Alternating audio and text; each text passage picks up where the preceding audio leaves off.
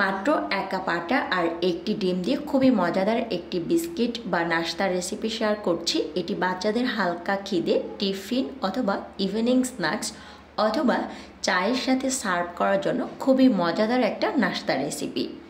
আমি ট্রাই করব রেসিপিটি একদম সিম্পল ওয়েতে প্রেজেন্ট করার। So let's get cooking and welcome back to Dilshaharaj world. একটা ডিম নিয়েছি, ডিমটা অবশ্যই নর্মাল তাপমাত্রার হতে হবে। এরপর আমি এখানে হাফ কাপ দিয়েছি চিনি। মিষ্টিটা অবশ্যই আপনার উপরে ডিপেন্ড করে যেমনটা চুজ করেন। স্বাদ মতো লবণ দিয়েছি। যে কোনো মিষ্টি জাতীয় খাবারে সামান্য লবণ দিলে মিষ্টির ব্যালেন্সটা কিন্তু ঠিক থাকে।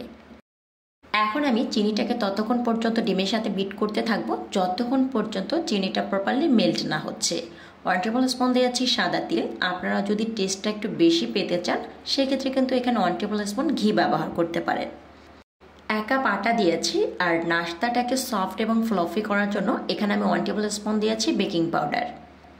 বেকিং পাউডারটা এখানে অবশ্যই দেওয়ার চেষ্টা করবেন, এতে করে নাস্তাটা খুবই ফ্লফি হবে এবং অনেক সফট হবে। সো এখন আমি এই ডিমের মিক্সচারের সাথে আটাটাকে খুব ভালো করে মিশিয়ে নেব।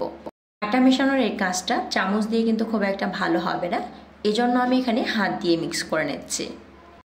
এই নাস্তার আটার মিক্সচারটা কিন্তু অনেকটা স্টিকি থাকে আর অনেকটা পাতলা মনে হয়। সো আপনার কাছে মনে হতে পারে এখানে আর একটু আটা দিই, কিন্তু না, এখানে আর কোনো আটা দেওয়া যাবে না। নাস্তাটা কিন্তু এইরকমেরই স্টিকি থাকবে। এখন আমি 2 হাতের তালুতে সাদা তেল স্প্রেড করে নিচ্ছি। এতে করে হবে কি, আটার মিক্সচারটা কিন্তু হাতের সাথে লেগে যাওয়া নিয়ে কোনো ধরনের ভয় থাকবে না। আমি এরকম একটা গোল চামচ দিয়ে আটার মিক্সচারটা তুলে নিচ্ছি যাতে করে সবগুলো নাস্তার শেপ একই রকমের হয়।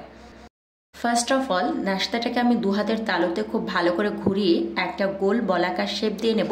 এরপর হালকা একটু চাপ দিয়ে নাস্তাটাকে একটু চ্যাপটা করে নেবেন। এখন আমি একটা কাঁটা চামচ দিয়ে নাস্তার উপর হালকা করে প্রেস করে দিচ্ছি, এতে করে নাস্তাটা দেখতে ভালো লাগবে। সো এই ডিজাইনটা অবশ্যই আপনার উপরে ডিপেন্ড করে, যেমনটা চুজ করেন আপনার মতো করে আপনারা কিন্তু শেপ দিয়ে নিতে পারবেন।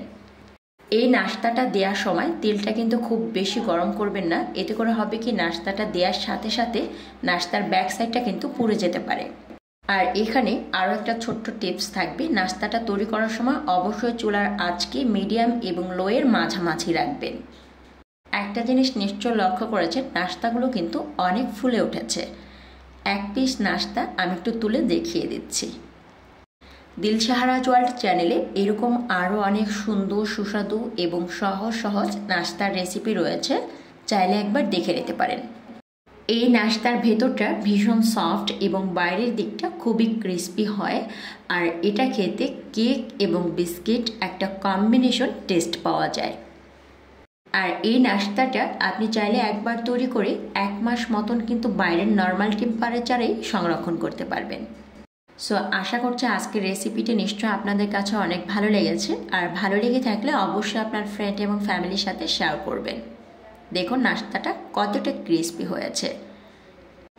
আপনারা দেখছিলেন দিলশাহারাজ ওয়ার্ল্ড। এরকম সুন্দর সহজ এবং সুস্বাদু রেসিপি পেতে অবশ্যই দিলশাহারাজ ওয়ার্ল্ডের সাথেই থাকবেন। আবারও দেখা হবে নতুন কোনো এপিসোড নিয়ে। আল্লাহ হাফিজ।